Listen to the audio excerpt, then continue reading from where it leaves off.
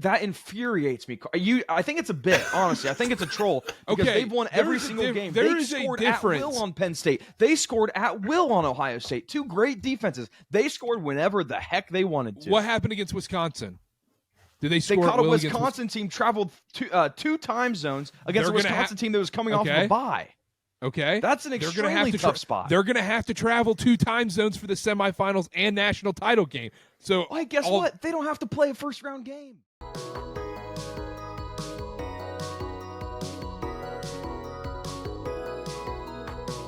We're live.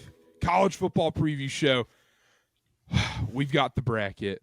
I'll be honest, as a college basketball guy, the selection show, the bracket, it doesn't hit the same as college basketball. It doesn't. I don't feel the urge to print this out and fill it out. I don't, Dylan. I think that's fair with the selection show. The selection show is awful. I went live on the KarterKast TikTok at noon when the show was supposed to start, and we didn't have teams revealed until 12:15, and that was like Oregon, the teams that we already knew. So I agree with you on the show, but we were filling out these brackets that we sent to you. It feels no different. Actually feels better. There's less games to rack your head around. No, it feels different. You know what's gross about it, Connor, is that some doofus is going to pick a perfect bracket. And there's going to be perfect brackets every year. I am. And they're going to think they're on top of the world. And it's like, okay, how many games did you pick right? It's amazing you picked 10 games in a row, but, you know, you can't go around saying, I picked a perfect bracket. People start freaking out, and you're like, for the college football playoff. It's like, oh, okay. I understand now. We'll do our brackets at the very end of the show. We'll show them on screen. If you're watching on YouTube or Spotify, you'll be able to see them. We'll talk through them real quick, and then we'll game preview everything. But first, let's get into some talking points. Or, Dylan, I think you have some news and notes? Just news and notes real quick. Listen, we had, before the season started, we all did our predictions. We had the graphics out for the Big Four, the Power Four. And us being pro-democracy, we let it into the people's hands to vote who won each conference, and I am happy to report we have our winners for each conference. So we'll start with the ACC. Congrats to Ben, who isn't here, won in a landslide. Karter, go ahead. I think Connor won the ACC. Connor got 13% of the vote. So I think Connor should have won the ACC. So are we going stolen election? Are we going? More people. Should we recount? A bunch of votes that came in at 3 a.m. Yeah, I think all these bin ballots showed up at the door from a mailbag. Yeah, there's some sketchy mail-ins from the Hammond clan. So are we running override? Are we overriding the people? No, I don't think we do that. But I just want it out there. I think Connor won because if you watch the preseason show, I think some of Ben's takes look good on a graphic, but the reasoning for them do not equal why they should be on the graphic. Like he had SMU underrated. Credit. Does that count if he thought Preston Stone was going to be the quarterback? Exactly. Really dig things like that. Yeah. And if you look at my bracket, I'm not sitting here. I'm not making excuses or anything, but I'm making excuses. But I'm not making excuses. The team I chose, the quarterback had to retire midseason, so I think that's extremely unfair. So I think there's an asterisk on my ACC graphic. But North Carolina State over 8.5 wins and conference winner, and underrated Virginia. Virginia hit their win total. That's all. Yeah. By half a game. Doesn't matter. They hit their win total. It does. Okay, that does. Indiana hitting their win total and Virginia hitting their win total are two different things. You should get more credit for Indiana. Okay, it's not equal credit for sure, but like Connor and I in the Big Ten, we picked Michigan State. Michigan State hit their win total. They were underrated because they went past their win total. This isn't judge and jury. The people have spoken, Karter. I don't know what we're doing. We'll give here. Ben the ACC. We'll give Ben the gets ACC. the ACC. Well, this is taking too much. I didn't imagine it taking this much time. Big Ten. Dylan, thank you, 63.2%. Connor, second place with 36.8%. Ben and Karter received no votes. No votes. Any comments on that? Race. Green Party. I went 3 out of 4 in the Big Ten, didn't I? Overrated Michigan, check. Underrated Michigan State. Yeah, kind of check. Michigan State over 4.5 wins, check. Conference winner, though, didn't even play in the Big Ten championship game. Yeah, I'll tell you what, 3 out of 4. And I'm getting 0 votes. I mean, that's not bad. What I will say, everybody in that conference pretty much killed it, except for Ben. All right, let's keep going. The ACC. It's all right. SEC, Connor, congratulations. 68.8% of the vote. I came in second, 25%. Karter, I think you received one vote with 6.3%. Ben, no votes. So, Connor, congratulations. You own the SEC. Even Georgia, though I think I could have easily won that. But I picked Georgia as the winner, right? Yeah. all of us picked Georgia as the winner except for Ben. Ben Okay, had Ole right. Miss. We'll take So, congratulations, Connor. And then the last one, Big 12. I did win the Big 12. Some people are saying, well, how does Dylan know the Big 12 better than Karter that works for a Big 12 school? I didn't say that, but there's murmurs on the online community. 53.3%. Karter, you got 20%. Ben got 20%. Connor, 6.7%. that. Big 12, not my strongest bracket. Well, any contest? Let's see. You had Utah overrated, nice. You had Iowa State underrated, nice. But Oklahoma State, you had them over 8.5 wins and conference winner. Okay, fine, but Kansas State, were they actually overrated in your bracket? UCF was terrible. Yeah. Baylor cashed. And then Iowa State was it. I was the only one that had a participant in the Big 12 championship. But yeah, that's fair. But they didn't win, so does it even matter? People think so. And I will say, I had to unmute him for this, but Drunk Longhorn said Karter was cooking until he had Okie Light over 8.5 wins and winning the conference. So you're just a little tweak away there from being top dog. And I also want to call out, there's another comment somewhere that I want to real shout quick, out. Going into next year's previews, I have a game plan. I've totally altered my strategy. You can't double up on the wins in the conference winner. Okay. That's fair. Those are correlated outcomes. Yeah. So I do also, for the Big Ten one, I just want to shout out a comment real quick. 77 Locks said, the obvious answer is Dylan. The obvious answer is Dylan. Yeah. So that almost counts as 2 votes in itself. So some people are filtering out comments on Twitter. So I don't know if we're actually getting a just jury. Is this a true democracy? Well, this is on the KarterKast account that I don't filter out the comments on. But I feel like certain you just like to see certain comments now. Yeah, listen, if you want to call me the gay F word, then I'm going to get paid for it. Yeah, I'm not going to have these brokies in my comments calling me slurs. That's just how it's going to go. And there are some I leave them open. Hollywood now. Dylan went Hollywood. Yeah, if I'm being controversial, no, I'm not having you call me the R word. Dylan's creating his own Blue Sky. Why are you not just on Blue Sky? This is what you're looking for. I'm on Blue Sky and Threads, but the people on Threads are so dumb. I was going to say something. I'm in control. I'm in control of my experience on X and TikTok. I delete comments on TikTok all the time. All right, we should probably talk about the college football playoff now, huh? Quick recap: Ben ACC, Connor SEC. I had Big 12 and Big 10, and Karter. I think you had Kusa. No, I didn't. I would take Kusa. One. I got the Fun Belt, and that works too. One. Yeah. That's all I got. Thank you for letting me do that. Yeah, G5 podcaster. That's what they say. I kind of killed Kusa. Not gonna. You did. Yeah, Jacksonville State. Thank you. I saw that. But anyhow, let's talk about the college football playoff. We're done talking about Alabama missing it. Who cares? They're not in. Ole Miss isn't in. South Carolina's not in. I don't care about the SEC crap. We have a bracket. We have a playoff. Let's actually talk about it now. We have the teams that are in. We've got great matchups. We got it starting Friday night. It's going to be cold in South Bend. We got Indiana, Notre Dame. Then we got Clemson, Texas. All these awesome first-round games. Couple of talking points I want to get into before we start previewing these games. First off, guys, was Dabo vindicated when he said the transfer he shouldn't use the transfer portal? Because Clemson didn't hit their win total. They were pretty underwhelming throughout the season, yet they still go 9-3 in the regular season, win the ACC title somehow, and now they're sitting in the college football playoff. I'll start with you, Connor. Is Dabo vindicated for all of his anti-transfer portal rhetoric? I think vindicated is the wrong word, because in the transfer portal, congratulations, Dabo, you didn't add any pieces to your team that could help you win. This isn't a matter of being vindicated. It's Clemson went 9-3. They were underwhelming. They should have been better in a weak ACC conference. Yes, they ended up winning it. But what's the downside of the transfer portal? I refuse to add anybody. I'm going to take a stand.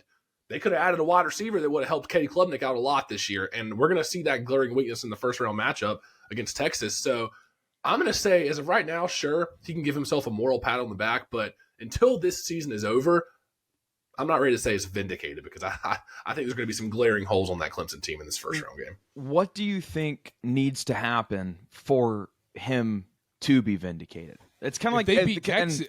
If they beat Texas, this is a massive win for Dabo. Go ahead. What? I was just gonna say, but why? Like, what are we talking about here? He didn't hit the transfer portal. Are we supposed to pat him on the back for not making his team better, or not trying to make his team better? Well, if they go 6 you and 6 can make next your year, team better in other ways. Like, you get people that stay at Clemson or like. I'm not saying what he's doing is the best way, but I do think it's almost like the Ryan Day kind of James Franklin thing, where it's like, okay, if you achieve a certain, to me, it's you beat Texas. I think that you really can't give Dabo any crap about not hitting the transfer portal, because he still won his conference. Did they underperform in the regular season? Sure. I'm not going to sit here and deny that. But, you win a playoff game going kind of counterculture to what college football is, and you beat a team like Texas. I think at that point we could say, okay, maybe we can't give him any crap for not hitting the transfer portal, because what he's doing, even though it's different, it worked. Now, will he beat Texas? That's a whole nother conversation, but I think that's what it takes. I just don't know. This might be a dumb way of looking at it, but he made it harder on the team and himself by not trying to pick up guys in the transfer portal. Why are we trying to give him a pat on the back? But did he? Because I think there has to be something said about the cohesiveness of the group, keeping as many guys together as you can, and building up through the ranks. And obviously, I'm not sitting here and saying that every team should do that and the transfer portal's crap and you shouldn't be paying players or whatever.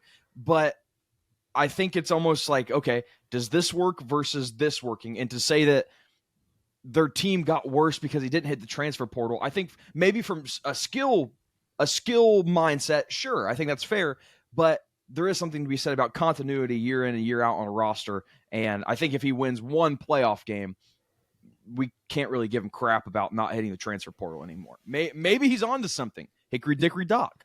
Yeah, and also hickory dickory dock. And also, maybe he's the only coach that's working on development at this point now, because I talk with these coaches all the time. Like, they're like, if you're a recruit right now, the two best things you can do is go to a small school for a year, put some insanely good tape together, and if you put some really good tape together at a really small school, you're going to go make $1 million minimum your next year. Or you could go to a big school, red shirt, use their strength and conditioning coaches, get you ready, go to that small school, make sure you're able to dominate, and then transfer again, you're going to make $1 million. And so, but with Clemson, it's the old-fashioned model of you're going to come here, you're going to play 3-4 years, you're going to develop over time. And the problem is, it feels like the talent they have in the building is just capped. And well, that's what I was going to say. Bottom line is, they could have used a number one wide receiver this year, a number one option, a big 6'5" guy to go up and help Kate Klubnik in the red zone. And yeah, you can give Dabo a pat on the back for not hitting the portal and continuity, but in this day and age of college football and transfer portal NIL, does that really matter that much? I think, like, I understand your point, Dylan and Karter, but I just don't think it has that big of an effect on a team. I think you didn't add 5 guys in the portal, so we're going to be all together now. We're going to come together as a unit. It's it's not remember the Titans. I think today it's got to be a blend. I guess because there's always going to be clear holes on your team. Whether, let's say, it's wide receiver, then you got to plug those holes a little bit. Pause, but you're going to be as long as you're fine on the other areas, and then okay, we need a left tackle. Let's go get this left tackle. You don't need these complete overhauls like these schools do year in and year out. But I can't believe we started with Clemson though. Let's look at Indiana. Like, I understand transfers came in, but Cignetti brought his guys from JMU. I mean, that whole roster is pretty much JMU 2.0, other than Curtis Rourke. And it's, this is a crew that played. They didn't play Power 5 football. They played smaller football, and they come into the Big Ten, and they did what they did. We could sit here and talk about their schedule. I think you're right, Karter. It's like it's a mix of having a core and having an actual team. Where I get stuck is it's almost like it's a transaction to where I don't know Yeah. how many Clemson players left last year. I don't have the numbers off the top of my head, but it's like, hey, if you don't leave us, we won't bring anybody in, and we will work on developing this core and get you ready for the NFL. If both sides, the players and the coaches and the entire coaching staff, buy into that premise, then I think this works. But if you have any level of distrust there and you have guys transfer out, or you go behind their back and go get a transfer and completely bail on your word as a coach, then there starts to be an issue there, which is maybe a tightrope that coaches don't like. Dion doesn't want to walk that tightrope. He's just saying, I'm going to go get the best guys. Last thing I'll say about this before we move on, I think you're right in that regard. I'm not saying do the full Dion and have a whole roster turnover, but like other than swearing off the transfer portal completely is like, why not get 4 or 5 guys just to fill in different gaps on your team? I'm not saying bring in 20 new guys and uproot the people that have been in the program for 3 years, but a few guys around the fringes, I don't think you should completely cut off your ability to do that. So I don't agree with his decision to just be like nothing, all or nothing. I want to go on the record. I don't think it is the right way to run a team to just completely swear off the transfer portal, but I do think one playoff win and people can't give him crap for it. You win your conference and you have a playoff win. So let's say they were playing a team at SMU's caliber. Does that one playoff win vindicate it? Or is it just because they would be winning on the road against Texas? I would say that if let's say I understand that this isn't possible in the current format, but if they played SMU first round, then Arizona State second round, I would say they'd have to win both. Yeah. I think it's just because it's Texas at Texas. A huge game, even though Texas hasn't really beaten anybody. Still a huge game. I think if they win this one, it's vindicated. Or you can't give them any crap anymore. I honestly don't think you can either. There's a whole nother discussion I could get into about like if you're the ACC and whatnot, and like what Carolina's doing right now, trying to get Bill Belichick. By the time this comes out, he might even be the head coach of Carolina for all we know. Probably. But like. It's interesting right now because if this current seeding lasts one more year, why would you not just go all in and drop 15-20 mil on next year if you're a Big 12 or ACC school? You should. There's no reason not to. And that's so much sense. Next talking point. Yeah, it just makes so much sense if you're a team like Carolina right now, where you're a big school, you have a big fan base, and also you get a guy like Bill Belichick coming in. Every transfer portal kid, every kid that wants to play in the NFL and has NFL talent is going to want to play for Bill Belichick. You could bring in a whole new roster that comes in and can compete for the ACC title right away, and you're looking at a first-round bye in the college football playoff if you're able to do that. That's when you got to go all in on this roster for next year if you're a Big 12 or ACC school. So question that just popped up into my head as we were talking Bill Belichick, North Carolina. My immediate thought process, and this isn't my question, but my immediate thought process was, do people really want to go play? I understand, great coach. Do people want to go play for an old guy like that, knowing he might be there 2 years and then be done? My question is something like that more favorable, going to play for Belichick, an old guy, or maybe a younger guy? You got like your Dillinghams. Dion, I understand, isn't young, but cool, like hip. Is there any difference there between recruiting and being like, oh, well, we could go play for Belichick, the GOAT who can develop players, the NFL GOAT, or going to play for somebody that is either closer to my age, maybe can relate a little more, and isn't going to be a stick in the mud? I think the difference here is, I think with a Belichick thing, since it's a short-term rental for Belichick and the players, you're only getting 1-2-year guys. You're only getting senior grad transfers and senior transfers and juniors. You're not getting any freshmen coming in because he's not going to develop them. That would be a waste of his time, to be honest. And then you get the hotshot sophomores and freshmen going to a guy like Dillingham at Arizona State. So this is, not to make it North Carolina minute, more of a you mentioned rental. It's like a 2-3 year window thing. Go spend all your money, get Belichick in, see what you can do with that kind of spending power, coaching power, and then there's rumors that Steve's taken over, which I don't think is a bad option at all. But whoever comes in next, then kind of rebuild after that. Yes. The thought process has to be, if you want to go to the NFL, Bill Belichick has come in all these interviews with the board of trustees and said, hey, I'm going to run an NFL program at a college level. All these former NFL coaches are potential coaching staff candidates if I do get this job. It's a matter of, I think I agree with Karter, where You want to come in, you want to go to the league for 3 years, that's your best option. But if you want to stay somewhere for 5 years and develop and be, a cornerstone of a program, maybe it's not the right choice. But with the Belichick thing, it at least shows Carolina, a team like Carolina, is going to open the checkbook. And I do think it does matter the format of the playoff, where if you win the ACC, there's a pretty darn good chance you're going to get a bye if you win the ACC. So if you're Carolina, you've got the NIL money, you want to open the checkbook for a coach like Belichick, I think that signifies they're ready to put all this money into football and go all in. And I do think we'll see that more from a Big 12 team or another ACC program, because they do have that chance, which leads us into Notre Dame should join the ACC if they want to get in the playoff almost every year. Yes, absolutely. Or a bye at least. Because the argument would be Big 10 or ACC or SEC. Well, if the current format stuck, even if it doesn't stick, the easy schedule. Just take the easy schedule. You got the ACC. You're going to go minimum 10 wins in this conference. ACC teams. If you're look at Notre Dame's schedule, they're playing the majority of ACC teams. Why would you not reap the benefits in this new playoff format of probably getting a bye, or at least being in the ACC title game, playing for a guaranteed bye almost every year? They'd be in the top 3 of that conference every single year.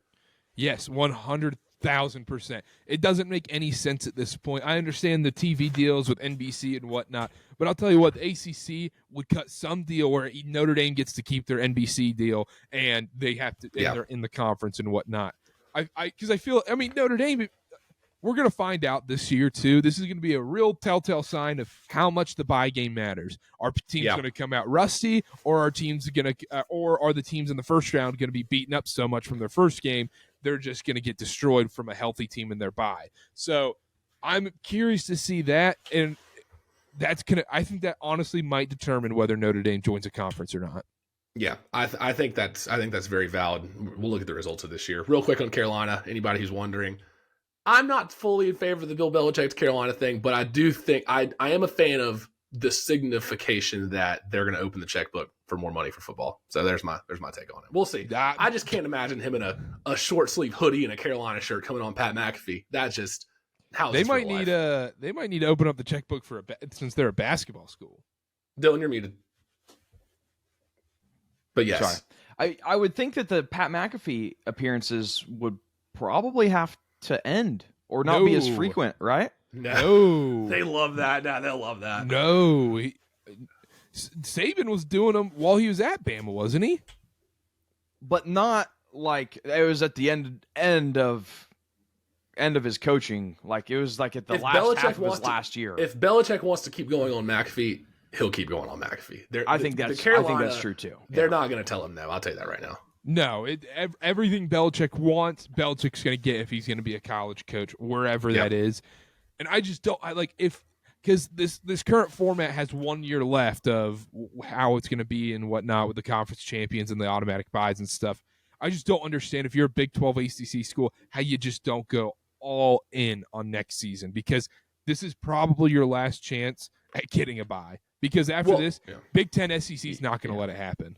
Yeah, completely agree with that. And it just furthers the point. If you just look at Arizona State, who was picked to finish last in the Big 12, all of a sudden all these mid-tier teams look at that and they're like, oh my God, that could be us. Like they start envisioning themselves being that team. We're going to see it. We're really going to see it. I think the transfer portal this offseason is going to be something we've never seen before. Even in the Big 10, like you got Indiana and stuff. But all right, we've spent too much time on that. That's fun. That was good. Yeah, that was great. A couple other things we'll get into before we talk about game previews. Quick one right here. Dylan, let's say SeatGeek gives you free tickets to a college football playoff first-round game. Which game are you going to? Okay. Do we have to factor in weather? Like, can we just say it's going to be 70 degrees at every game? No. So you got to take the weather with... You got to take the weather into account. I think I would have to fare the cold and go Ohio State, Tennessee. I was going to say Texas because I hate the cold and it's miserable sitting out in cold weather. I did it for Michigan, Illinois 2 years ago. Really? But I think I'd have to go Tennessee, Ohio State because I hate Ohio State. It's 30 minutes away from my house, and I'm a Tennessee fan. Wow. I can't get the lay right now, but I think I would pick Indiana, Notre Dame. See, I get that, but I feel like that game has more of a chance to not be fun, not be as close. No, Connor, that game's on a Friday, so that way Karter can watch his college basketball on Saturday. There you go. There's the answer. Yeah, I would think I would pick time to get Indiana, back and Notre Dame. watch. That environment's going to be incredible. All these environments are going to be incredible, but I think that there's a reason that's the most expensive ticket right now as well too. Yeah. Well, it's the most fair. expensive ticket because both teams are within the state. Exactly. That means the environment's going to be awesome. I agree with that. I'd probably go Tennessee, Ohio State. Just for, I think it's two of the best teams in the first round. You're guaranteed high level football. There's star power on both sides, whether or not you want to admit it, Dylan. I would love that. I would love that game. I think it's going to be some high level football. I think Ohio State Tennessee's got to be 1A 1B. Lots of star power on Ohio State's defense. I'll give you that. There you go. Yeah. Lots of complaining too, but lots of star power. No Pretty one good at picked tearing down SMU Penn State? No, Couldn't Penn go State there. is going to. Oh my gosh, That's going to be. close. That'll be. If you don't want to stay for a whole game and maybe leave at halftime, that would be the game I would choose to go to. All right. Well, I have a couple more talking points. Do you have something, Connor? I had a quick question I wanted to ask you. I asked this to Mark and Philly, which will be on our Notre Dame preview on our next episode, and Dylan gave an answer last episode as well. Karter, life on the line of this 12-team field, who are you picking not to win it? If you had to guarantee a team to not win the college football playoff or you die, which team are you picking? 1 in 12 shot here. Life on the line. SMU. SMU, yeah, I said Clemson. that's tough. I'm going to be honest. It was either SMU or Arizona State. Really? You can't pick a team that has a bye. You're I was gambling gonna with say, your if life it's here. a You're odds game, gambling you with your can't. life here. And that would be degenerate if I'm sitting here like Georgia. Yeah. I just love it. Just love love the grind. Yeah. Dylan said Ohio State. I said Ohio surprisingly. State. Yeah, there's no shot they beat Oregon. Honestly, I think they fare well against Tennessee. No shot they beat Oregon. Honestly, if you said Tennessee or Ohio State, I don't hate that answer either way because that those games are just grueling. They're going to have to go through. I mean, by far, those Oregon, Ohio State, Tennessee, the toughest path. Whoever comes out of those three, I think could win the championship. You get the 1 seed, you go undefeated. Here's your reward. You get to play the winner of Ohio State, Tennessee. I think that actually is a problem with the seeding because Oregon got shafted in this thing. Yeah, and Penn State got rewarded, and Texas got rewarded for losing. Yeah, I would. Yeah, it's got to be SMU. What'd you go with? Yeah, I did Clemson. You said Clemson. Yeah, I think that Texas front seven. I think my life will be saved in the first round. But even so, I like Arizona State against Clemson. And then if by some chance Clemson makes the quarter or the semifinal, Ohio State, Oregon, Tennessee, they're not knocking them off. So I like Clemson there. Path is too hard. Because if SMU wins, somehow upset Penn State in that first round, and then I'm sitting there like, oh crap, they got to play Boise State. They beat Boise State, and you're like, backup quarterback Georgia versus SMU. I don't know. Yeah, that's a little scary. No, Yeah, I don't know. SMU's my pick. Yeah, I'll gamble on Clemson. Texas front seven. That run game is non-existent. And then last thing before we talk about games, national title contenders. Who are the true national title contenders? Who are the teams that you would not be shocked that won the national title out of this group? I'll start off. You can say yes or no. Would Oregon shock you? No. So Oregon's a title. No, it wouldn't shock me, but I don't think they're a favorite. Oregon's a title contender. Okay. Georgia. Yeah, 100%. They're in. That would shock me if Beck does not play. If they don't have their starting quarterback. It wouldn't shock me either way. So you're saying Beck needs to play for them to win a title? It wouldn't shock me if they won the title with Beck. It would shock me if they won the title with Stockton? Gunner, yes. I almost think the opposite. I am firmly in the camp of Georgia's a contender no matter what, and it might even be. I'm not going to go to far as to say like they're better off without Carson Beck, but either way, this team is good enough to contend. They might be better off without Carson Beck. You say that, but that we've seen a half of this guy. But they have a quarterback that can run the ball, and that can because they don't need to. But can he throw the ball in high pressure situations? Not saying Beck's a world beater, Carson but Beck can. Yeah, I'm not going to go that far, but I think also either way Carson they're a Beck contender. is not going to be 100% at any point of this playoff. So that's true. I say still no. Say no, they're not a contender. Georgia's not a contender. Okay, No, I have Georgia not down to as me. a contender. Texas. Me too. Yeah, I'm saying yes. That I'm saying defense. yes. Playing the odds game, yeah, their draw is pretty easy. Quickly, Arizona State, Boise State, SMU. Are any of them title contenders? Of those three, I think Arizona State has the best shot, but I would be shocked if any of those three made it. I would say Boise has the best shot. SMU's a great matchup, and then anytime I get to play big or small game James in a high leverage situation, I think that's advantageous. So Boise State's going to get waxed. I hate so. to be the bearer of bad news. I don't think it's going to be close. Yep, only loss was to Oregon. All right. Any credence that this game's going to be played in the Fiesta Bowl, and that's basically a home game for Boise?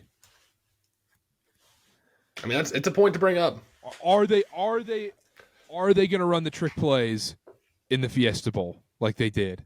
Make no mistake, I'm pulling for Boise. I don't think it matters. Maddox Madsen, my Heisman. Penn State. I'd be shocked. They're a contender. They're a contender, but I think I'd be surprised. I don't think I'd be shocked. I think they have to be a contender. Penn State or Notre Dame or Indiana. Any of those, or either of them a title contender? I think I would genuinely be shocked if either one of them won the championship, and I mean that. I think Indiana's a contender. Dylan, I think Indiana. We've done this song and dance. I think Indiana. What happens if they have to play Ryan Day? It's a great question. That'd be in the championship. That's Dylan's Super Bowl. And my gosh! If you're saying Ohio State's going to beat Oregon in the second round because they've already played once this year, then I think we have our answer. Yeah, that's valid. There you So go. Dylan, you have like 6 title contenders. I think there is. Well, I mean, we've seen it all season. There is no team other than Oregon that's far and away better than any other team. And Oregon's not even far away. You can say that, but they've handled won their the schedule. games. They beat a Boise team that's the 9th-ranked team in the nation, like in week 2, and we're still giving them crap for not beating them by 21. But yet we give Indiana no credit when they beat bad teams by 8,000. So we're sitting here. Well, because Indiana lost their one test. Michigan. Yeah, they averaged a half yard per play in the second half against Michigan. Your Michigan Wolverines. We've seen it. Great before. defense. We've already touched on that. Listen, I think that there are very few teams that can't win it all, just because we've seen that there's one elite team, and that is it. There's not one elite team. Oregon is elite. If that infuriates me. I think it's a bit, honestly. I think it's a troll because they've won every single game. They scored at will on Penn State. They scored at will on Ohio State. 2 great defenses. They scored whenever the heck they wanted to. What happened against Wisconsin? Did they score? They caught a Wisconsin team, traveled 2 time zones against a Wisconsin team that was coming off of a bye. Okay. That's an extremely tough spot. They're going to have to travel 2 time zones for the semifinals and national title game. So, guess what? They don't have to play a first-round game. Okay. They're still going to have to travel 2 time zones after playing a game. So they're going to win a close one? I mean, what are we doing here? That's what they did against Wisconsin. No, they're actually going to have to play a good team. I just don't understand how we can sit here and say that the one team that's undefeated, that's played the number 2 team in the country at the time, or number 3, whatever they were, is not elite. Like, it's just crazy to me. And a team that beat Boise State, they beat 2 playoff teams, and yet we're still sitting here saying they're not. They're not an elite team. Kick to beat that. They can be elite. But it didn't. It didn't. They got robbed of an interception. That was a 14-point swing. Right, that's 14 points right there. They can be elite. They can be elite if you want to call them elite. That's fine, but they're not in their own tier. They can be with the Georgias and the Texas and maybe even Ohio State if they want to in the top tier. So Oregon is not in their own tier. We're going to rob Oregon, who won their test, and then Texas has had 2 tests, and they failed both of them. One against half of a bad quarterback. I'm not looking at resumes. I'm looking at me watching the games and saying Oregon is not head and shoulders better than every other team in the country. Like so, based on your subjective metric, Oregon is not in their own tier compared to Texas and Georgia. They won both their games against playoff teams. That's great. If they rematch Ohio State, they're going to be 3-point dogs for a reason. If Texas rematches Georgia, they're going to be a favorite. We've seen how that goes. So we're sitting here and of course, I'm not going to deny that. But Oregon beat. It's insane what you guys have been on the phone with Chase Rogers too much. I don't know what's up his butt, but you guys have been talking to him too much. No, but when you say elite, I have a problem with it because this isn't the LSU team of 19, the 2020 Alabama team. They're not in that elite tier. They're great. Karter, if you don't know ball, I'm not going to argue with you. You're saying you're saying Oregon. This year's Oregon team is on the same tier as 2020 Bama and 2019 LSU. Or some of those Georgia teams. Not 2019 LSU. A Stetson Bennett Georgia team, yeah, I would say they're on the same tier. But I'm not going to sit here and say they're on 2019 LSU. They're not on 2023 Michigan tier, but they're elite. They're 2020 Bama? COVID year. Oh, yeah, asterisk. Yeah, there you go. COVID year, people died. So Ohio State didn't lose a national title. And won one since 14. As a sophomore in high school. Last 25 years, what's the record against Michigan? Come on.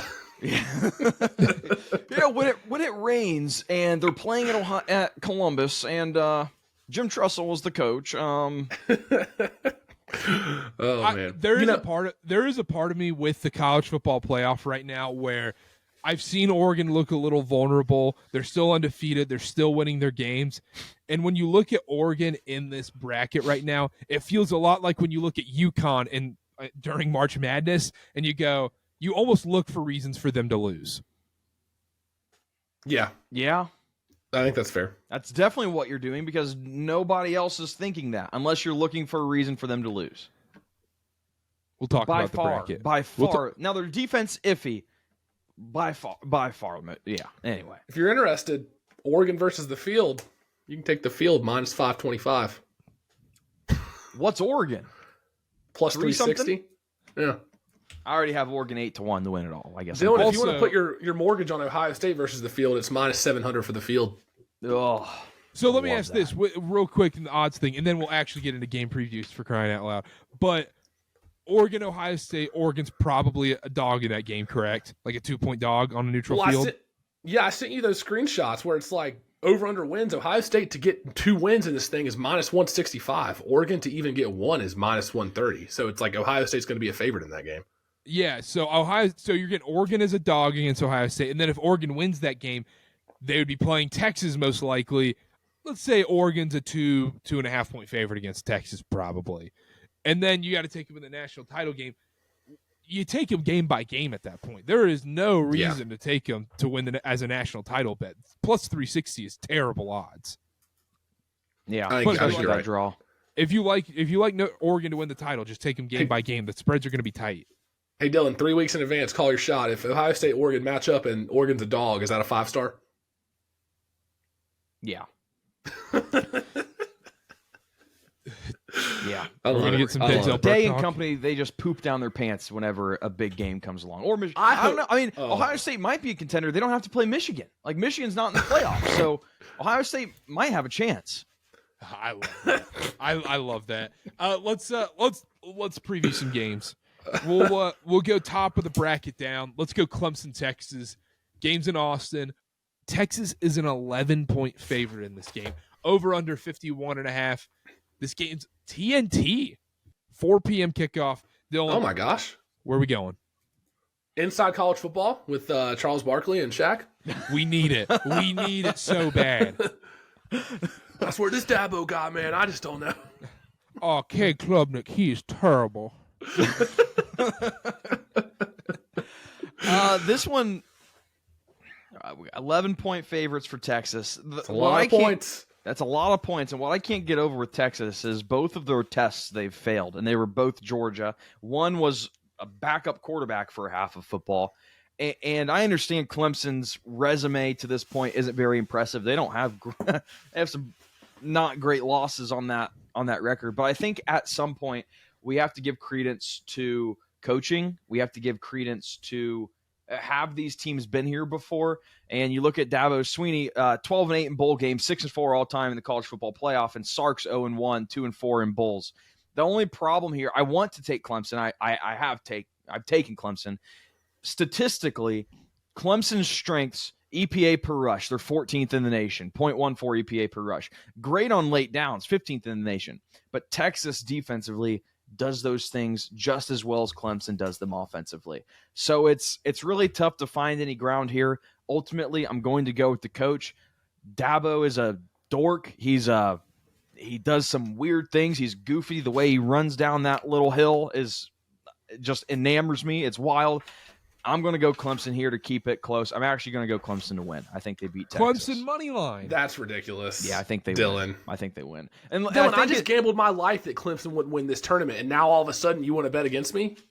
Well, anti-Connor rhetoric. Yeah. No, I'm not anti-Connor. All of a sudden, I risked my life on Clemson not winning this thing, and all it's Clemson money line left and right.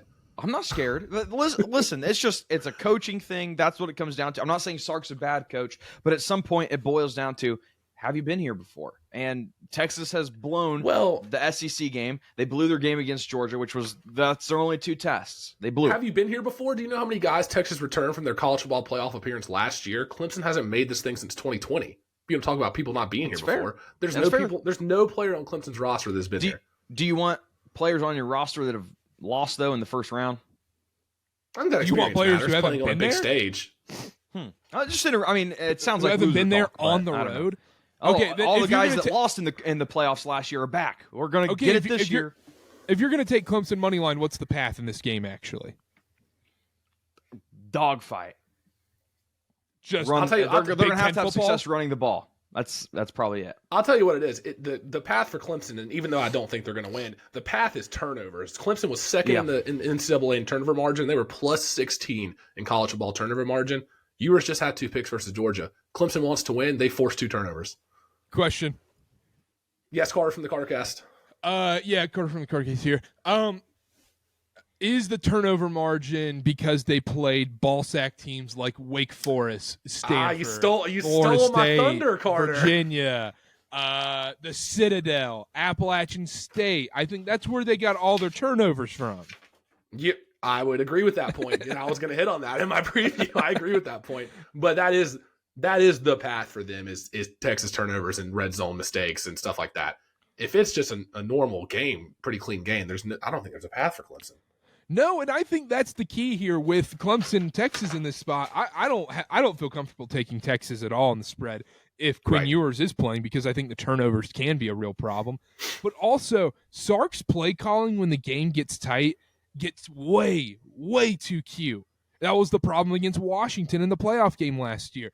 All you had to do on that Washington team last year was run the effing ball. Just run it down their throats. Michigan easily won that national title game because they just kept running the ball. Sark would do these trick plays, these end arounds, and all this stuff. Just run it straight down the middle, man. Don't overthink it. And Sark got way too cute in that Georgia game. Anybody who watched the SEC title game came away from Texas is the better team. They just choked. They couldn't get it done when it mattered most. And Dylan, I think why I sneaky agree with you with the coaching problem there. I don't think you can take Texas with the spread here, but in no way am I taking Clemson to win this game outright, because this game's in Austin and this Texas defense is so legit. And you look at Clemson this year, who are the only defenses they've played with a pulse this year? It's South Carolina and it's Georgia. And what happened in those games? They scored a combined what? 17 points? 17 20? points. Yeah, something like that. They had 3 against Georgia. That's my point. That's number one, actually, real quick on the turnover point for Clemson.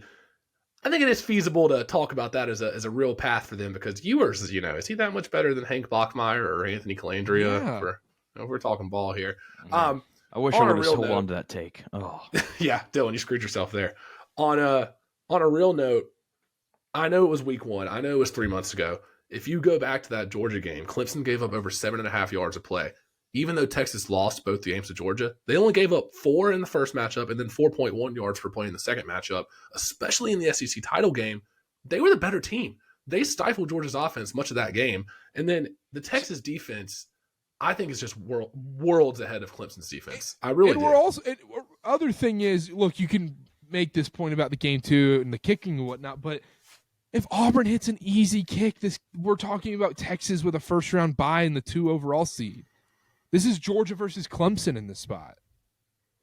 Actually, no, probably than Penn State.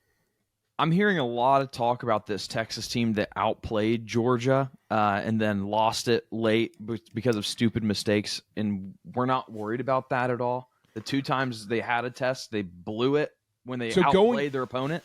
But going forward, I'm worried about it, but I'm not worried about it against this Clemson team.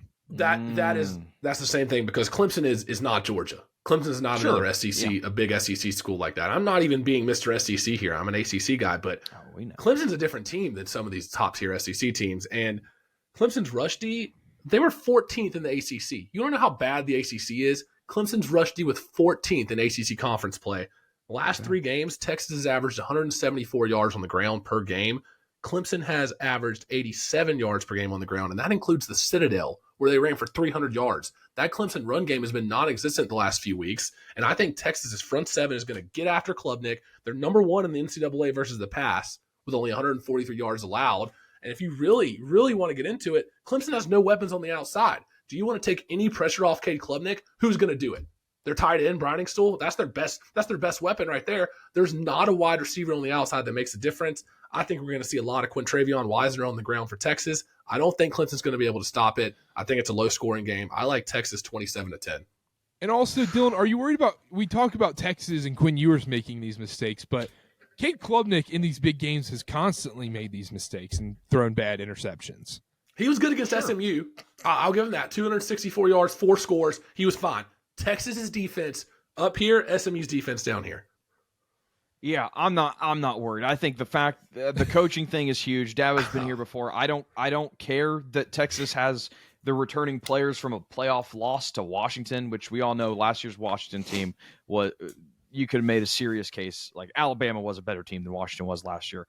And yeah, no, I'm not worried about that. I think Clemson wins. Clemson's going to be one-dimensional, Dylan. So you're telling me you trust Cade Klubnik to take over this game and throw the ball 35, 40 times? Because that run game will not be there versus Texas. Phil Maffa's not getting anything in this game. Texas isn't going to be one-dimensional. Have you not watched Quinn Ewers the last 4 weeks? Like it's night and day from what it was earlier this season. I think they will have success on the ground, which therefore leads Quinn Ewers to have to do less. I feel like there's going to be less pressure on him to make big throws in this game. They're going to lean heavy on the backs. We haven't even talked about this point.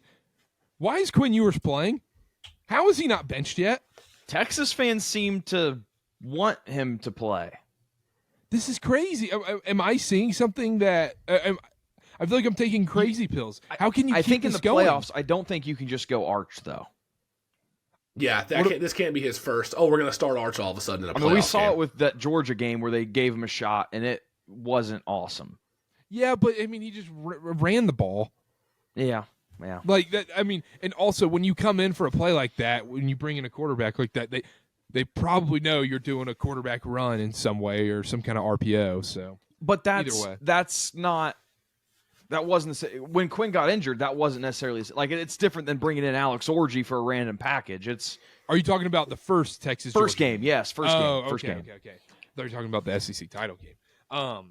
Yeah, I think that's fair, but I also think he was put in an unfair spot because, you didn't have all week to prep and whatnot. But I don't know, man. Quinn Ewers can't. Yeah, I don't know. We'll talk about that when we do the bracket. How do you guys feel about the under 51.5? I like it. Okay, I'd go under rather than over. I would too. I don't like it. Yeah, of course. I'm sure that makes Dylan love it because he's anti-Connor and anti-Carter. So yep, I hate both you guys. Yep. Yep. I'm only on here because you pay me. We're doing this whole show with different people from fan bases. It's really just auditions. You're interviewing people for your replacement, Dylan. Or Dylan's the one setting up all these interviews. The people on TikTok. He's going to be running the KarterKast without me. Yeah, all of a sudden, Dylan leaves for Ohio Sports Talk. It's like, wait a second. No shot. Love you, Coach. No shot. We've Maybe got baseball season. Baseball season. Cincinnati Reds. Shout out. Shout out Juan Soto, my Mets. Ohio State's a 7.5 point favorite against Tennessee. Is that line just crazy, Connor? It certainly seems high. It seems on the higher side. Just first glance. You look at it and you go, wait. 7.5? Ohio. I just saw this Ohio State team lose by 3 against Michigan. They were a 20-point favorite against. Should we go into that? Have we talked about that yet? Have we recapped that game? I'm not sure. I don't like. You look at the line, you go, Dylan, why is this line 7.5? It has to be because of skill. Like they still see something in Judkins. They still see something. How much your roster costs?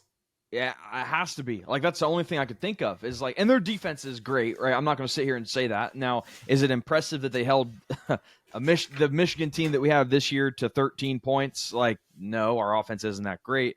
But 7.5 was astonishing. Now, here's what I'll say. I will be rooting for Tennessee, obviously. Tennessee is one of the least explosive teams in college football. They're in the 16th percentile in rush explosiveness, 43rd in pass explosiveness. And Ohio State's a bit more explosive, but still not anything crazy. These are two great defenses. I think Ryan Day's going to be coaching. For his life? Ohio State has more to lose, right? At least in my opinion. If they lose, at least I think Ryan Day has to answer some serious questions if he's not fired. And Heupel and Nico, like, it's also tough to back Tennessee because this is redshirt freshman that is like has never been in this position before, and we've seen Nico on the biggest stages not look great. So you have the loss on the road to Arkansas. It's not great. They have to go on the road here. I would go under. We'll reveal the brackets later, but I would go under here. I think it's going to be a slugfest. It's going to be cold. Columbus. We need Tennessee to wear the All Blacks. We need the All Blacks from Tennessee, but I think Ohio State's going to do it. Ryan Day's coaching scared. I think under here is a good play.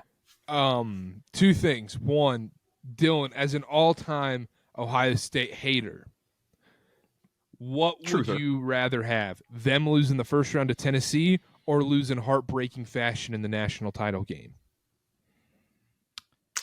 Can I be honest here? No cameras.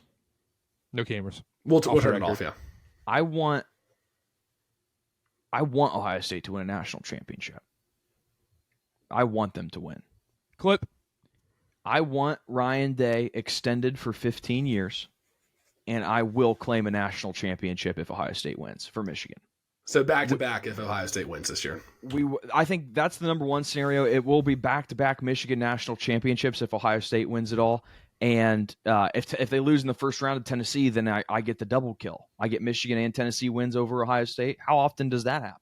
So I think worst-case scenario would be a loss to Oregon, loss in the semis probably for Ohio State for me. Okay. All right. And then the other thing I love that answer, by the way. That was great. Thank you. How nervous are you about this Tennessee offensive line in this game? Is that to me? Yeah. Terrified. As much as Jack Sawyer's a little baby, they're not planting the flag on our field again, bro. As much as he is a little baby after the game, I think he's a great edge. And you don't need a lot to get pressure on Nico. That we've seen it. This offensive line is awful. Now, are they going to be able to stop the run? Ohio State's defense, that is. They weren't able to stop it against Michigan. You saw the Khalil Mullings bouncing off the offensive line. Just embarrassing stuff. I want to see Tennessee plant a flag if they win. I need to get on the phone with Heupel. I want to see I could drive down to the office right now. I'll be like, sir, do you know Dylan Wilkerson from the KarterKast? He'd like to have a word with you. I can't plant the flag again on our field, bro. Okay, but you know what? Real quick. The guy that picked Josh Oliver?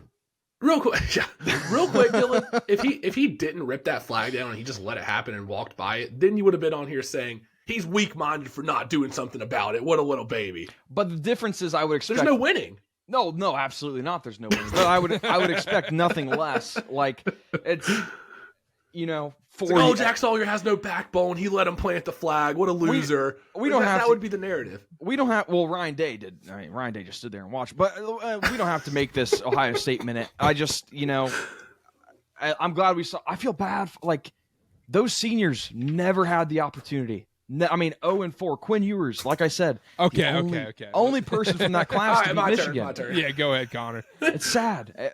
I feel bad for him.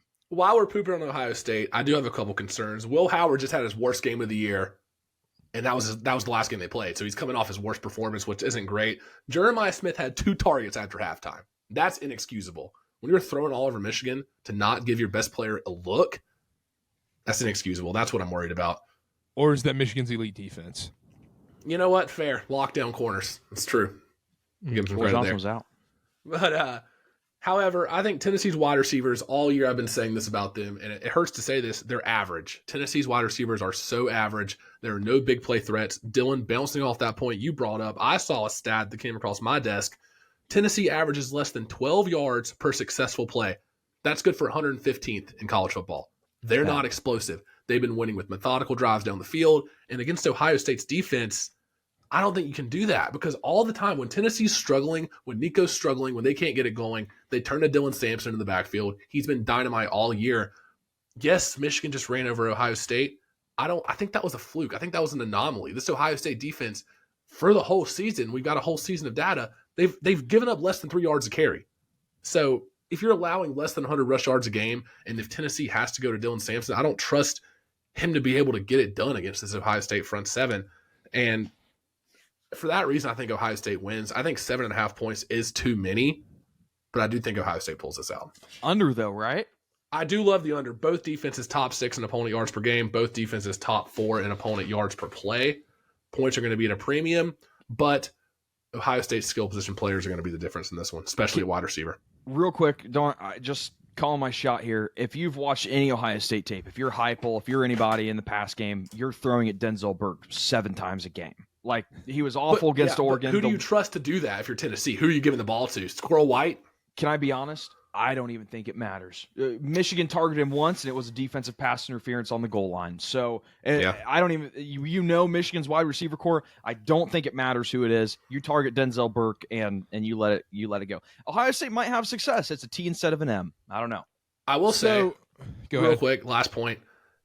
Because I think points are going to be such a premium in this game, it's going to be low scored and grinded out. If Will Howard does have a pick 6 or a red zone turnover or something like that, that could change the whole game. That could be the difference in the entire game because one pick 6, who knows how many points are going to be scored in this game. That's the path for Tennessee. If Will Howard can avoid that multi-turnover game, then that's if you like the under and points at a premium, I think you almost have to take Tennessee in this spot with the spread.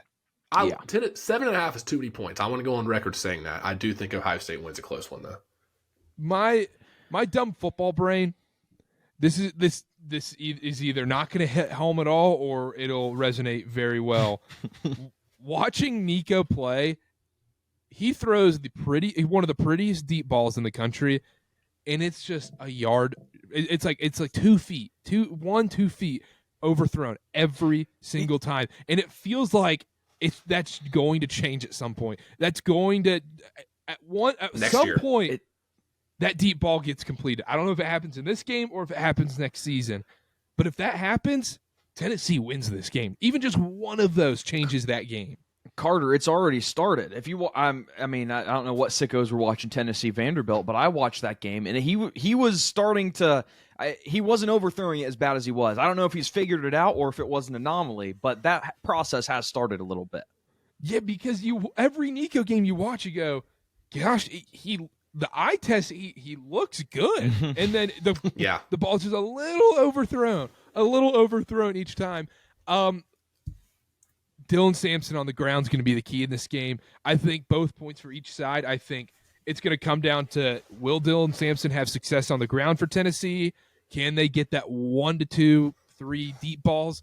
And on the Ohio State side, can Ryan Day get out of his own way? That's going to be the key for them in this game. If Ryan Day can get out of his own way and let Chip Kelly do what he needs to do and have this offense put themselves in the best positions possible to succeed, that's going to win them this game. You watch Ryan Day as a coach. We talked about it on the Ohio State preview. That'll be out next week. But I just cannot believe they still lost to Michigan. I really cannot believe it. And it is 100% on Ryan Day because Ryan Day stepped in and said, we're playing a certain way to beat Michigan because he was too stubborn in that spot. Just throw the ball.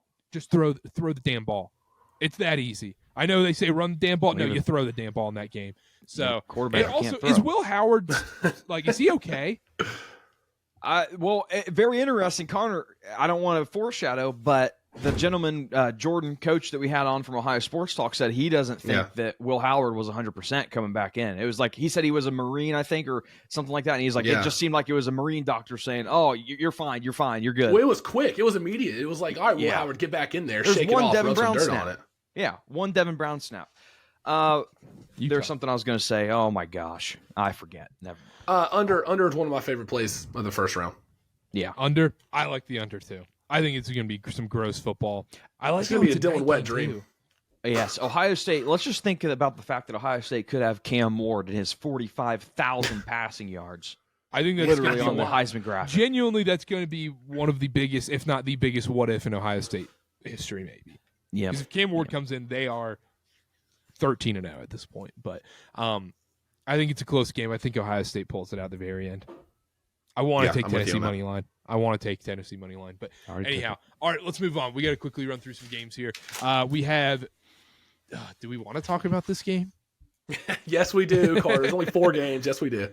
Penn State, SMU. This is the noon kickoff on Saturday. We've got Penn State is an 8.5-point favorite over the Mustangs. Gross. I want to quote the great Dr. Martin Luther King Jr. I stand up for injustice where I see injustice. Quote, in the end, we will remember not the words of our enemies, but the silence of our friends. And I'm not going to be silent. Alabama's by far a better team than SMU. We're running short on time, so I won't dive into it too much. I'm going Penn State by 1 billion here. I understand small game, James. This isn't a big game for Penn State. SMU's not a great football team, so I'm going Penn State and under. Under. Yeah. You under. might. I don't like the under. I don't either. I actually don't like the under in this spot because I think Penn State's going to put up 1 million bajillion points. I really do. Them putting up 37 against Oregon. Them putting up 37 against Oregon last week opened my eyes. Really. I was like, I didn't know they were capable of this against a legit opponent. Or is Oregon's defense that bad? Their defense is that bad. Their defense is that bad. Yeah. I mean, SMU, Oregon's defense, I was going to say, it's pretty comparable. Yeah. Yeah. If you look at the numbers, though, SMU on paper has been great against the run, less than 100 yards allowed. That's first in the ACC, 8th nationally. But Penn State has been averaging over 200 rush yards a game this year. A couple stats that I found pretty interesting. Katron Allen, 8.9 yards per carry versus Oregon. Nicholas Singleton, 10.5 yards per carry versus Oregon. They seem to raise their level of play against better teams. They've both averaged almost 6 yards per carry against top 25 teams for Penn State this year. And I think SMU's rush defense is a little fraudulent based on their schedule. I'm not here to do the whole song and dance if they didn't play anybody, but I think this Penn State rush attack is going to give them some real problems. SMU just let Klubnik go for 262 and 4 touchdowns. Drew Aller's better than Cade Klubnik. So I think this Penn State offense sees a lot of success. SMU's been putting up a ton of points, but they've been doing it versus bad defenses. Strength of schedule, 57th. Penn State's a clear step up in competition level. I like Penn State to win here. I like them to win big. And then putting up 37 points against Oregon. I didn't think they had it in them, but I was impressed. I know Oregon's defense isn't anything to write home about, but they're hitting their stride at the right time.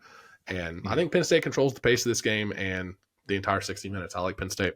When you thought Oregon finally pulled away, Penn State just kept going back, which was I know. I was surprised. That's not what you normally see of a Penn State team of years past. You're not used to that. And plus, Aller took care of the ball versus Oregon, and Penn State beats the teams they're supposed to beat. That is one thing they've done this year. They're supposed to beat SMU. And there's James Franklin. This is a perfect James Franklin game to, this will be the point to get him a contract extension. Be like, oh, well, we won a playoff game against SMU. Yeah. And, this, because we'll talk about the bracket, but spoiler alert, I have Penn State in the semifinals. And this is a perfect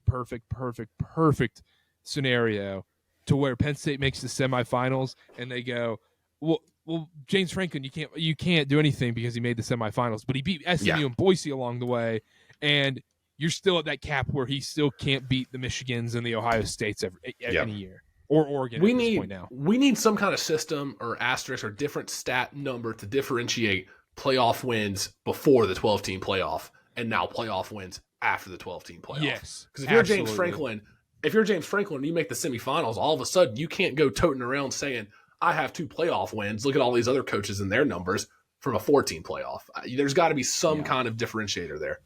I don't like either side in this game on the spread. I don't feel comfortable taking James Franklin and Penn State as an 8.5-point favorite in any spot, to be honest. I don't like them as big favorites, but I sneaky like the over in this game. I think Penn State wins, but I sneaky like the over in this game. Like you said, Connor, I think Penn State has a ton of success on the ground, and I think SMU has to play desperate, which could result in some turnovers. I think you're right. And plus, if this game gets out of hand, SMU's offense has been good enough to where we could see a couple garbage time touchdowns where it's 30 to 30-10, and then SMU scores a couple times and makes it look a little, scoreboard window dressing. Kind of like the ACC title game.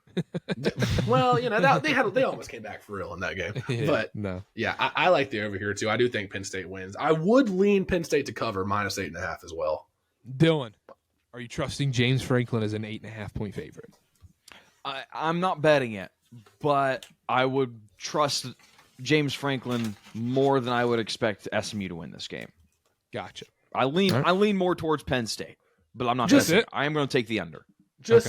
We don't need to go into this, but real quick, if it was Bama Penn State in the first round, you picking Bama? Bama by to quote the words of Connor Sparrow, Bama by a million bajillion. Yeah, I would take Bama too.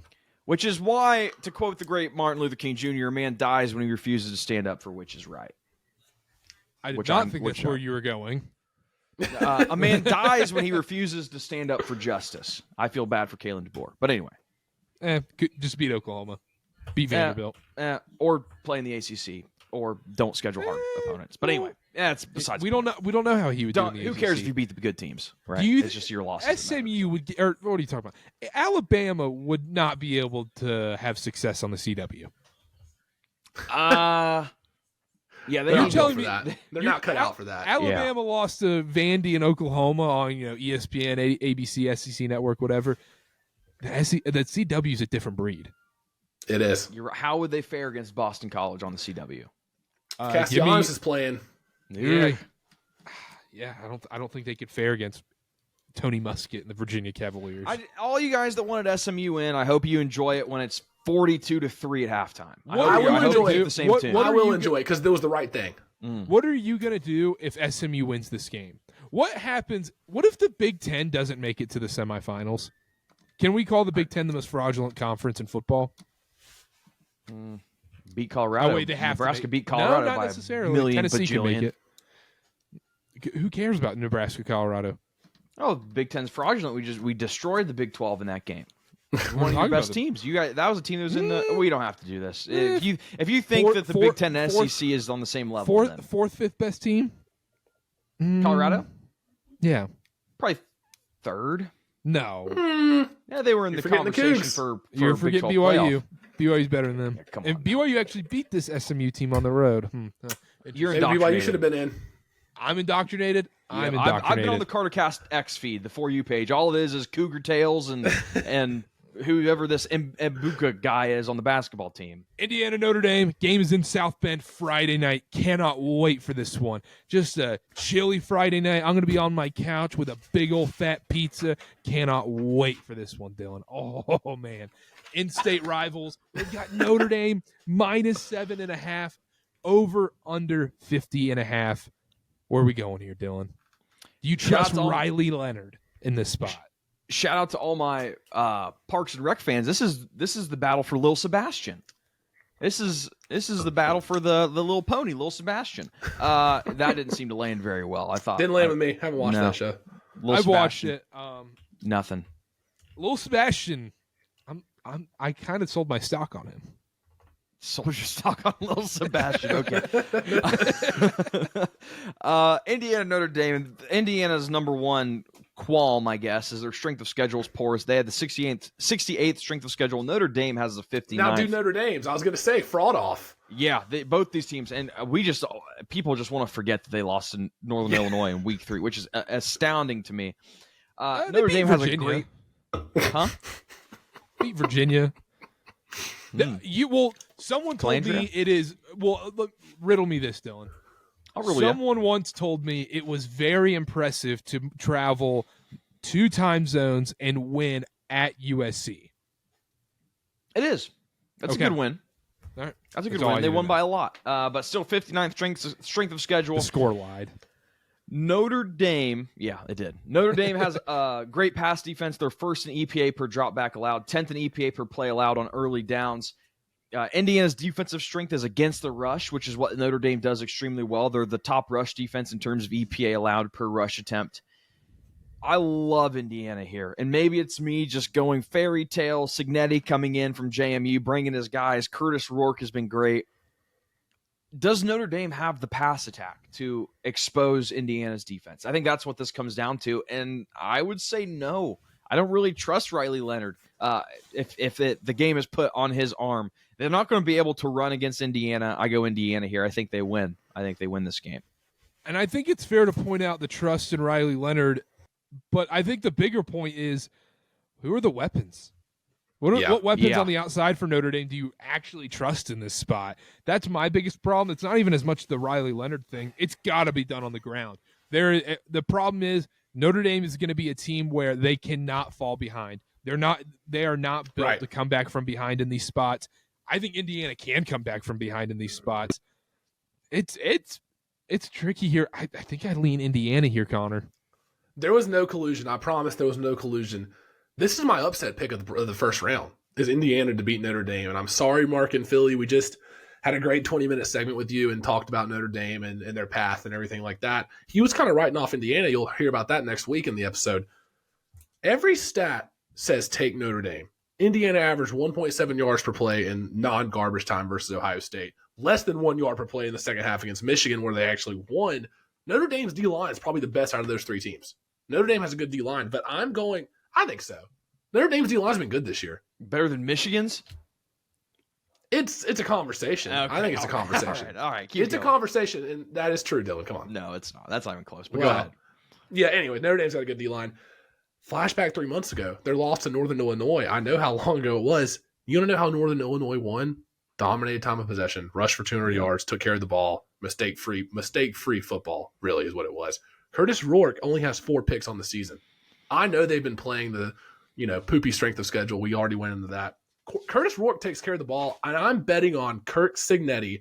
This isn't about numbers. It's me betting on Kurt Cignetti to scheme and have a game plan to give Notre Dame problems. I like Indiana here. I think there's going to be one upset in this first round, and I think this is my spot where it's going to be. I like Indiana to win here outright. I like Indiana. Real quick, let's not forget, Notre Dame's best win is week 1 against A&M. You want to talk about ranked wins? Army, Navy, and Louisville. I mean, we're doing the whole strength of schedule dance with Indiana. Notre Dame is right there, too. If you want to give the hate to Indiana for not having quality wins, Notre Dame's quality win is Texas A&M, which had a different quarterback at the time in week 1 in August. Army, Navy, Louisville, come on. It still pisses me off when people say, oh, well, Texas didn't have a ranked win against teams that are currently ranked. They played A&M a week ago, and A&M was ranked 20. Texas beat them to kick them out of the top 25. That's stupid. Now, if you're saying, well, Texas has a top 10 win against Michigan, that's stupid. That's ridiculous. You can't say that as well. You disagree there, Dylan? No, I don't. I agree with that. Okay, just making sure. I think I lean Indiana here on the spread. So both of you guys are saying Indiana outright. Yeah, they win. I am. Cignetti, I trust him. Scheme it up, game plan him, give Riley Leonard problems. This is the fairy tale story that comes to a screeching halt in Georgia in the next round. But I do think they beat Notre Dame here. Is there a sneaky nobody believes in us? Shout out Bill Simmons. Nobody believes in us in Notre Dame. It's Indiana, too, though. I think it'd be more so Indiana. Yeah, people are writing them off, saying they shouldn't even been in with an 11-1 record, which fair argument. But they're in. I think they're going to make some noise. Okay. All right. I just want to point that out there. All right. High scoring game, though. Is that it? I think it'll be a high scoring game. Yeah. Do you have anything else on this game? Nothing? I don't think so either. No. It's gonna be awesome. I'm also curious to see. We didn't talk about this as much in the previous games, but like how SMU adapts to how chilly it is at State College, and how this game. The other thing is this game's gonna be freezing cold in South Bend, and I wonder if that plays into Notre Dame's hands a little bit more because they're going to want to run the ball ground and pound. We'll see how that goes. I think Notre Dame wins in a close one, though. Sneaky? Go ahead. Real quick, last thing. Sneaky, I think this has potential to be the most fun game of the first round. Yes, I would agree. Yeah, I think it depends what you think fun is. To me, Ohio State's going to be a good matchup, but that's going to be fun football. Yeah. That'd be fun for me. Fun football might be happening. Clemson, Texas could be fun. Well, I don't know. I'm excited for all these. I think you could talk me into all of these games being fun. Yeah. Even SMU Penn State. But anyhow, all right, let's do score predictions. We'll tweet our brackets on Twitter at Karter_Sparrow, at Dylan or Wilkerson. Hey, Dylan, I can't pronounce anything right now. Got a lot on my plate. Got a dude about to commit to BYU. Spoiler alert. Spoiler. Score predictions for all the college football first-round playoff games. Let's go Clemson, Texas. Connor, score prediction. I'm going to go 27-10. Texas wins in a slow-scoring slugfest game. They really stifle Clemson's offense. I like Texas 27-10. I'm going Texas 31, Clemson 17. Dylan. Clemson 21, Texas 20. Oh, I like it. Upset. All right. There we go. SMU, Penn State, score prediction. I'll start here. I think it's a high-scoring game. I like the over here. I think Penn State wins 38-22. Going to go weird score. Oh, that sounds good. Dylan. I'm going Penn State 31, SMU 14. 31-14. Okay. I'm going to go Penn State 31, and then I'm going to go SMU 21. That's not the over, though. That's the under. Yeah, that's the under. Love I it. still think it goes over anyhow. Other game, Notre Dame, Indiana. I think sneaky shootout here. I'm going to go Indiana to upset Notre Dame 31-28. I think this is going to be a fun game, higher scoring than people give it credit for. I think this is going to be a shootout. I'll go Notre Dame 28, Indiana 27. I'm going to Indiana 28, Notre Dame 24. Okay, I love it. And then Tennessee, Ohio State, Connor. I think this is going to be a slugfest, rock fight, defensive battle, points at a premium. I like Ohio State 20-17. Close one, but they win. 2017, Dylan. 9-6, Tennessee. I love it. I love it. It's going to be gross. It's going to be gross. I love it. Give me 23-21 Ohio State. Just a gross score, gross game, gross football. Love the under as well. I need it on the record. My 6 for Ohio State is going to be a touchdown, missed extra point by Fielding. Not 2 field goals. Touchdown, missed extra point. All right. That's great. Before we wrap up here, give me your national title game and your national title winner. I'll start with you, Connor. I think this was my preseason pick. I'm sticking with it here. I like Georgia-Oregon in the national championship, and I think Georgia pulls it out. And I'm going to give that with the caveat, with or without Carson Beck. I think Georgia wins this thing. Wow. Dylan. National With or without Carson interim Beck. quarterback. Wow. Dylan, I am where we going a rematch of the Big Ten championship, and Oregon beats Penn State 34-31. Oh, Okay. I like Georgia 24-20 for a score prediction against Oregon. But you like Oregon beating Penn State. You think I think Oregon Oregon beats Penn undefeated State. perfect season. All right. Yeah. I like Georgia in the national title game in a rematch against Texas. I think we see it for the third time. I think it's going to be Texas-Georgia, and I think Texas gets it done. I have Texas winning the national title. I think they beat Georgia 28-24 in the national title game in Atlanta. Arch Manning MVP? No. But, all right. Anything else before we wrap up? Okay, Exciting. Theory I just thought about. What if Tennessee meets Texas in the playoff and the Mannings tell Arch to throw the game? Think about That's that. fair theory. Could happen. Just Battle, saying. That's battle all for I UT. Whoever wins that game gets to be UT. Parlay pick, rapid fire. Go, Connor. Ohio State, Tennessee under 47.5. Rock fight slugfest. Love it, Dylan. Indiana plus 7.5. Ooh, I don't hate it. Let me go SMU Penn State over in this game. I don't know what the number is off the top of my head, but let's go over that game. That's the parlay this week. 3-legger for you this week. We're going to get back to positive. Make sure to follow us on all social media at KarterKast on everything. We'll put out our brackets and everything. Subscribe. We have our NFL show. Next week, we're having a bunch of college football fans come on, and we're going to talk about all their teams in the playoff and how they're going to be able to make it to the national title game and win it. We have great discussions with a lot of fans, so great stuff. Make sure to tune into the YouTube channel. It's going to be all on the YouTube channel and on Twitter, X, whatever you want to call it. So make sure to tune in there, and we'll see y'all next time. Oh, download SeatGeek. Use code KarterKast, $20 off your first purchase. SeatGeek. We'll see y'all next time. Bye.